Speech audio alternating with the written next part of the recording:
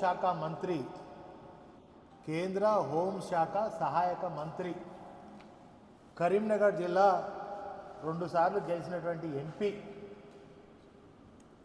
ఈయన కేంద్ర హోంశాఖ సహాయ మంత్రి అనుడు కంటే ఈయనను రేవంత్ రెడ్డి హోంకు సహాయ శాఖ మంత్రి అంటే కరెక్ట్ సూట్ అవుతుంది. రేవంత్ రెడ్డి హోంకు శాఖ మంత్రి, హోంశాఖ మంత్రి అంటే కరెక్ట్గా సూట్ అవుతుంది అనేది నా అభిప్రాయం. ఎందుకంటే మొన్న కేటీఆర్ గారు, గౌరవ కేటీఆర్ గారు వచ్చినప్పుడు ఒక మాట ఏమన్నారంటే, ఈయన కేంద్ర హోంశాఖ మంత్రి ఉన్నాడు కదా, కరీంనగర్లో అయితే పెద్ద పట్టపగలు ఉదయం 11 గంటలకే 5 దొంగలు వితౌట్ మాస్క్ లేకుండా వచ్చి చేస్తూ ఉంటే, దట్టు ఓ కేంద్ర హోంశాఖ ఇంటికి కూతవేటు దూరంలో ఉంటే ఆయన దానికంటే ముందు వెనుకను అదే ప్రాంతంలో ఒక శంకుస్థాపనకు వస్తే దొంగలు ఇంత 11 గంటలు, ఉదయం 11 గంటలే విచ్చలవిడిగా దొంగతనాలు జరుగుతుంటే కరీంనగర్కే ఒక మచ్చుతునకలాగా జరిగింది. ఏం చేస్తున్నాడు కేంద్ర హోంశాఖ మంత్రి అనేది అడిగింది. అంతేకాకుండా ఆయన వాస్తవమే కేటీఆర్ గారు చెప్పారు, ఆ కాంతి శిక్కుల భూమిలో ఈ హైదరాబాద్లో ఉన్నటువంటి ఆ భూములలో రేవంత్ రెడ్డి మరియు ఈయనకు బండి సంజయ్కి ఒక చీకటి ఒప్పందం ఉన్నది. ఆ అగ్రిమెంట్ ద్వారా వీరిద్దరూ రేవంత్ రెడ్డిని బండి సంజయ్ తిట్టేది లేదు, బండి సంజయ్ రేవంత్ రెడ్డిని తిట్టేది లేదు. వీళ్ళిద్దరి మ్యూచువల్ అక్రమ సంబంధం, వీళ్ళిద్దరిది ఒక అక్రమ సంబంధం లాగా ఈ రాష్ట్రంలో నడుస్తూ ఉంది. బండి సంజయ్ స్పందించాలి. అదేవిధంగా ముఖ్యమంత్రి ఒక హోంశాఖకు సంబంధించినటువంటి ఆయన ముఖ్యమంత్రితో పాటుగా అదనంగా ఈ యొక్క శాఖ ఉంది. రేవంత్ రెడ్డి గారు చొరవ తీసుకోక, రేవంత్ రెడ్డి పట్టించుకోక, ఇటు కాంగ్రెస్ ప్రభుత్వం అటు బీజేపీ ప్రభుత్వం అట్టర్లీ ఫ్లాప్ అయిపోయినాయి అని మాట్లాడి ఏం మాట్లాడి వింతగా మాట్లాడినట్టు ఆయన రెచ్చిపోయి ఒక చిల్లరగాని లెక్క, ఒక ఫాల్త్ గాని లెక్క, ఒక బట్టేబాజ్ మాటలు మాట్లాడినటువంటి ఇవాళ కేంద్ర హోంశాఖ సహాయ మంత్రి బండి సంజయ్ గారిని తక్షణమే ఇట్లా చెంపలేసుకొని క్షమాపణ చెప్పాలి కేటీఆర్ గారికి. ఎందుకు ఇట్లా చెప్తున్నా అంటే, నిజంగా నేను కూడా ఒక 5 ఏళ్ళు ఎమ్మెల్యేగా చేసిన,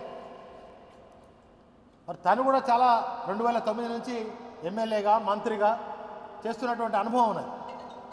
ఆయనను పట్టుకొని నువ్వు కేసీఆర్కే పుట్టినవా,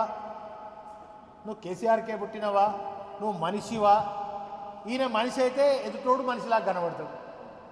మరి ఈయన మనిషా, జంతువా, మృగమా, కుక్కనా, నక్కనా ఏందో ఫస్ట్ సంజయ్ తేల్చుకొని తెలంగాణ అసలు కేటీఆర్ కనబడితే తెలంగాణలో కాదు, దేశంలో కాదు, విదేశాలలో కూడా కేటీఆర్ గారిని ఆహ్వానిస్తారు. ఎందుకు? మాట్లాడమని. తెలంగాణ లాగా ఐటీ హబ్ను అభివృద్ధి చేయాలంటే ఎలాంటి సంస్కరణలు చేస్తే అంత గొప్పగా ఐటీ కేంద్రం హైదరాబాద్ గల ఒక బ్రహ్మాండంగా అగ్రదేశాలు ఏ విధంగా అయితే అభివృద్ధి చెందిన దేశాలు ఏ విధంగా అయితే ఉన్నాయో, అదే రజనీకాంత్ గారు ఒక మీటింగ్కి వస్తూ, నేను ఇవాళ అమెరికాలో ఉన్నానా, లండన్లో ఉన్నానా, నేను హైదరాబాద్ వచ్చినా అని ఆయన కలబడ్డట్టు అనుకున్నాడట. ఆ మీటింగ్లో పోయి, అరే హైదరాబాద్కి ఇంత గొప్ప అద్భుతంగా ఓఆర్ఆర్ మీద పోతా అంటే నాకు విదేశాలలో ఉన్న అనుభూతి కనబడుతుంది, అంత గొప్పగా హైదరాబాద్ చెందింది అని రజనీకాంత్ గారు స్వయంగా మాట్లాడినారు. అంటే ఒక రజనీకాంత్ గారికి కనపడ్డ, దేశంలో ఉన్నటువంటి అందరికీ కనపడ్డ తీరు, అభివృద్ధి కళ్ళు ఉండి చూడలేని కబోదులకు ఇవాళ రేవంత్ రెడ్డి గారు కానీ బండి సంజయ్ కానీ వాళ్ళకు తెలుస్తలేదు అసలు.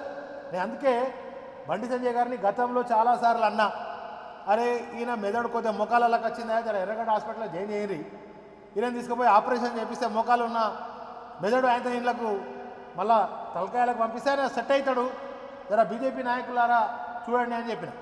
అసలు నువ్వు 2 సార్లు మంత్రి అయిన, 2 సార్లు ఎంపీ అయినావు, ఒకసారి ప్రజల దయ వల్ల మళ్ళా మంత్రి అయినావు, కరీంనగర్కు వినోదన తెచ్చిన నిధులు తప్ప నీ ముఖానికి నీ ముఖానికి ఏమైనా పైసలు తెచ్చినవానే? అసలు నువ్వు మంత్రి అయినావు, 2 సార్లు ఎంపీ, కరీంనగర్ ప్రజల దయ వల్ల నీకు ఏం మాట్లాడరాకపోయినా అడగరాకపోయినా బిత్తిరి బిత్తిరి మాట్లాడినా బిత్తిరి సంజయ్ అని ప్రజలందరూ నీకు అవార్డు ఇచ్చినా ఇక ఏదో పోనీ కాల్పేని కుల్పేనిగా గెలిపించినా అయిపోయా. మరి ఈ నీ బాధ్యత ఏంది? అసలు నీ బాధ్యత ఏంది? కరీంనగర్ని ఒక రోల్ మోడల్ రాష్ట్రంలోనే ఒక అగ్రగామి జిల్లాగా తయారు చేసినటువంటి బాధ్యత గల ఒక ఎంపీవి, కేంద్ర మంత్రివి, నువ్వు ఏం చేస్తున్నావు? అసలు అభివృద్ధి మీద ధ్యాస లేదు. రేవంత్ రెడ్డిని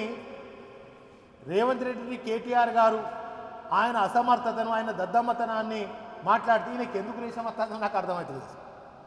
రేవంత్ రెడ్డిని మాట్లాడితే ఈయనకి ఎందుకు రేషం వస్తుందో నాకు అర్థమవుతుంది.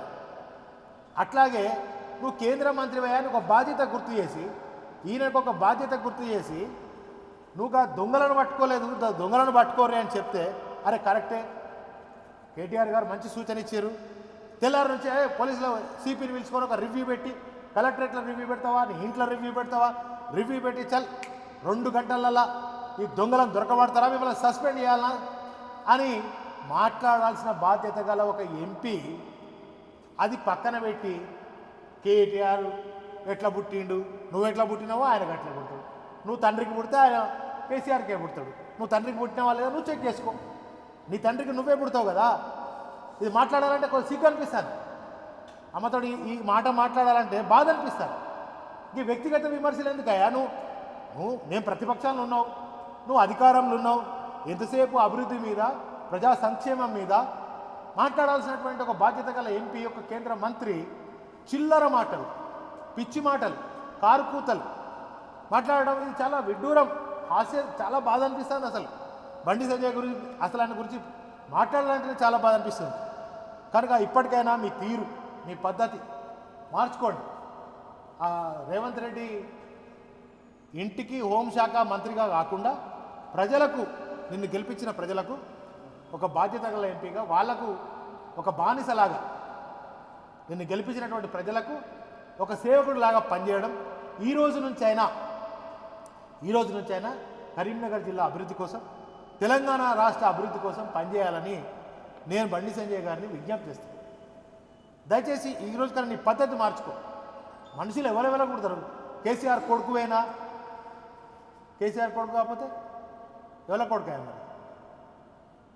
ఇప్పుడు మీ అయ్య పేరు తీసి నువ్వు ఫలానా ఆయన కొడుకువేనా అని అంటే నీకేమన్నా అనిపిస్తుందా? అనిపించదా?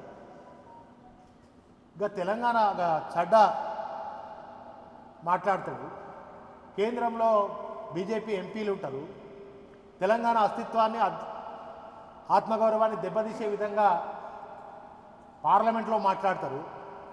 గప్పుడు మాట్లాడే శాతగాని దద్దమ్మ ఇప్పుడు కేటీఆర్ గురించి ఎట్లా మాట్లాడుతున్నావా నువ్వు?